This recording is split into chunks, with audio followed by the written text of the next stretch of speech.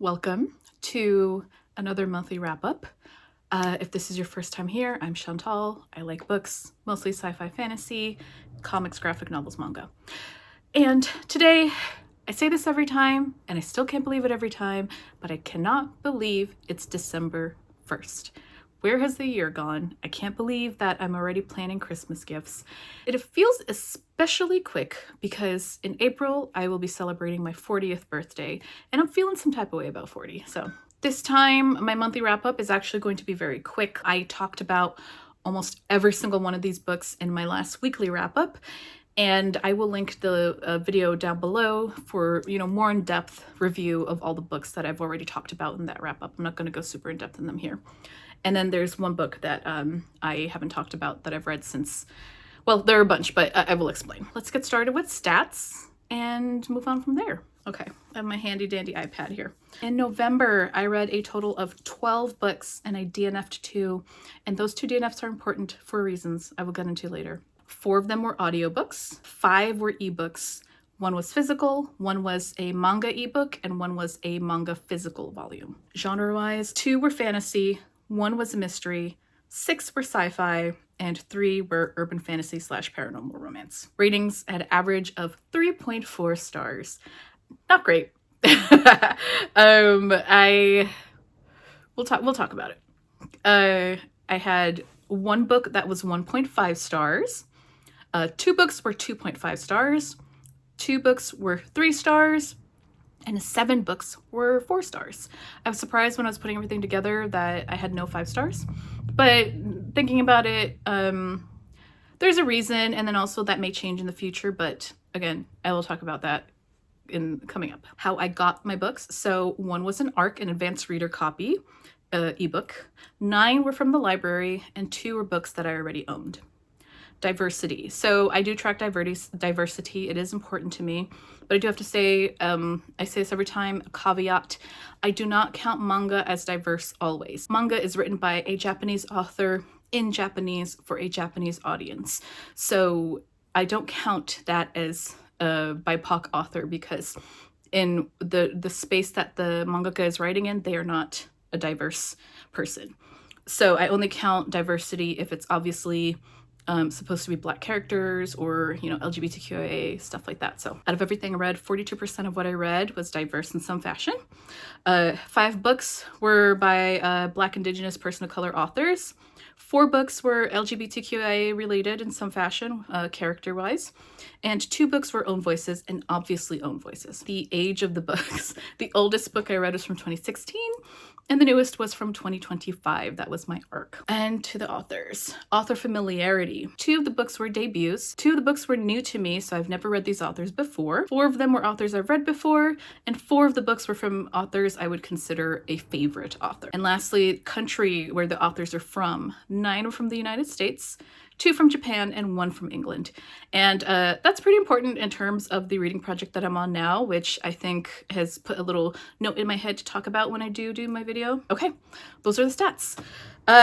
Let's talk about all the books. Okay, I still have my iPad here really quick because what I'm not going to do in this video is talk about a specific group of books that I have not yet talked about in the past, and I'm not talking about them here because I am actively reading the Goodreads top 10 sci-fi category for the Reader's Choice Awards. So I don't want to go into those books now because I want to put them all, my ratings, my thoughts, my reviews, all of them are going to be in a separate video that will be coming out hopefully within the next couple of weeks. So I'm just going to mention that I read those books. I am not going to say the star rating. You can try to guess which books got which ratings.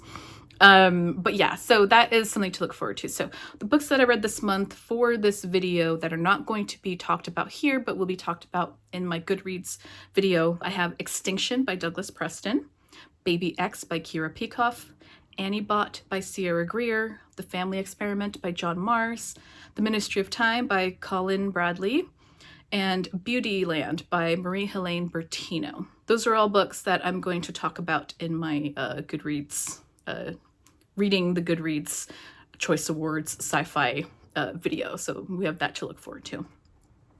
On to everything else. Okay, so first, my one and only 3-star that I'm going to be talking about here is Oshi No Ko Volume 3 by Aka Akasaka. This is a weird sort of one of those reincarnated kind of manga, but in this case it's two fans of this pop star get reincarnated as her twin siblings, except they don't know that they're reincarnated, and when they're young children the pop star is murdered. So we follow the children as they are growing up.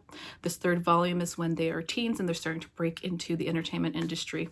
I talked about this at length. I wasn't quite on board with what was going on in this volume, but I'm still intrigued enough to keep going. I finally did it.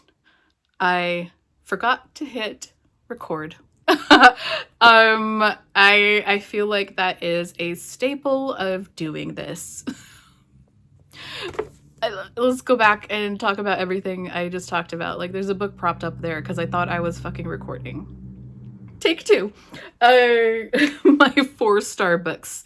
So the first group of 3 4-star books that I read was the Innkeeper Chronicles books 3, 3.5, and 4. That is One Fell Sweep, Sleep With Me, and Sweep of the Blade, all by Ilona Andrews. At this point, I just really enjoy the series. They're just solid 4-star books for me. Not quite reaching the heights that the Kate Daniels series did for me, or even the Hidden Legacy series, but Ilona Andrews gives me what I want and when I need it. I enjoy their writing. They tickle the part of my brain that really loves urban fantasy, but with like new, fresh ideas, and I just really enjoy the series. Link down below because I've talked about this already. Next, you missed a lot more gushing again about the Terra Ignota series by Ada Palmer. This is book 2, 7 Surrenders. I read book 1, To Like the Lightning, on audio this month. So I read books 1 and 2, both solid 4 stars. I'm hoping to read books 3 and 4 before the end of the year. And I feel like the more that I talk about this, the more I think about this, I feel like once I finish the entire series, the ratings of these are going to probably go up to 5 stars in retrospect. They're already, like, the way I think about it, the way I talk about it, they're already up to, you know, they're already going to be one of my favorite things I've read this year. They're going to show up in my end of year favorites lists. So right now there's still a solid 4. I want to take in the whole series and then kind of think back on everything and kind of let everything marinate. But yeah, I love the series. I can't stop thinking about it, can't stop talking about it and gushing. They're very difficult stylistically because the author was very deliberate in what she did with the writing and why the writing is stylized the way it was, but it works. And it worked. Like, it was hard for me at first to really get into, but once I realized the project and what she was doing and why she was so deliberately doing that, and once everything clicked, it just works beautiful. I've said this a dozen times, but the reason I'm enjoying these so much is that they're just lighting up the philosophy pathways in my brain that don't get used as much anymore since I finished university. I love these. I just do. Terra Ignota books 1 and 2, 4 stars both. Probably like closer to 4.5, but right now solid 4 stars. Definitely going to be on my favorites of the year when we get to that point. Next 4-star I read was the arc that I had this month, and that is Adrift in Currents, Clean and Clear by Seanan McGuire. This is book 10 in the Wayward Children series. If you know the Wayward Children series, this is a solid entry. This is one of the books where it's just a story of one of the characters going into their portal land and, you know, what happened to them there, and then, you know, they come back. You need to remember that this series is not necessarily supposed to be a very solid, you know, plot line, through line going on. There is that, but it's not always going to be the big ongoing plot line. You're going to have books where it's just one character having their adventure and then coming back for the purposes of what Seanan McGuire is doing here. Great entry for someone who is a fan of the series and of specific characters. Cade. This is another roadblock into getting Cade's story, but I enjoy the series. I'm happy with whatever we get, and another year, another Wayward Children. What's not to love about it? 4 stars. Lastly, the last thing I could talk about that I haven't talked about yet, this is Frieren Beyond Journey's End, Volume 2 by Kanehito Yamada. I really, really am surprised by how much I'm enjoying this. I don't know why I am surprised by it.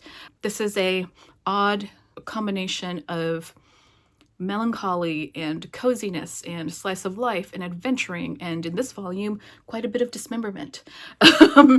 It's just good. And essentially the story is this elf Frieren, she ends her 10-year adventuring party, essentially D&D party. They end their adventures, they part ways, and Frieren comes back 50 years later to find that the party, you know, they're humans. They've grown old and died. And she kind of has this reckoning with herself about why she didn't really fathom that human lives were so short, and she didn't really take the time to really connect with them. So she is working on that as she kind of gains, you know, she has an apprentice. And in this book, they actually add another person. I enjoy Stark a lot.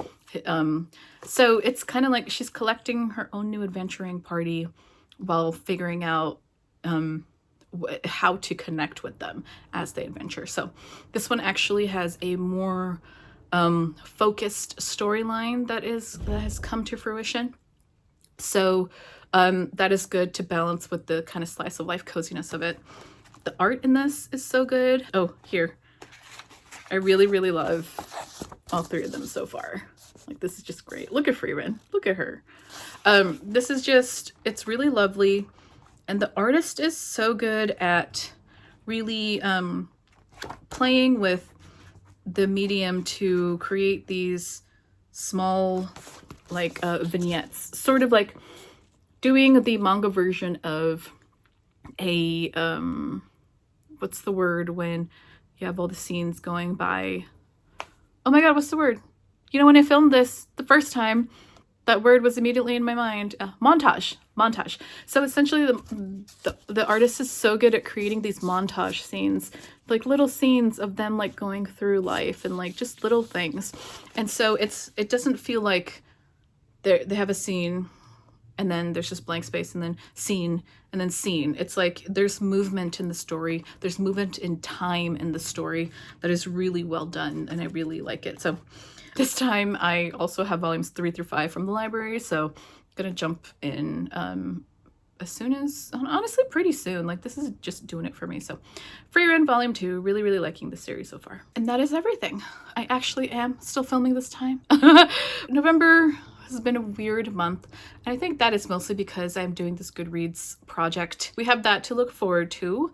I am almost done. I have 3 more books to read, so we'll see how that goes. I'm hoping to get it. I thought that I would get it done by the time the winner is announced, but I don't think that's gonna happen. So I'm just hoping to get it done by mid-December. It's interesting. I'm gonna have a lot to say. Not all good, but it's interesting. It's been fun, and putting my thoughts together on everything has been fun. So we'll see how that all turns out. That'll do it. Thank you for watching, as always. If you want to leave an emoji, if you don't have anything really to say or anything like that, how about the elf for Frieren? Always, thanks for watching, and I will catch you next time.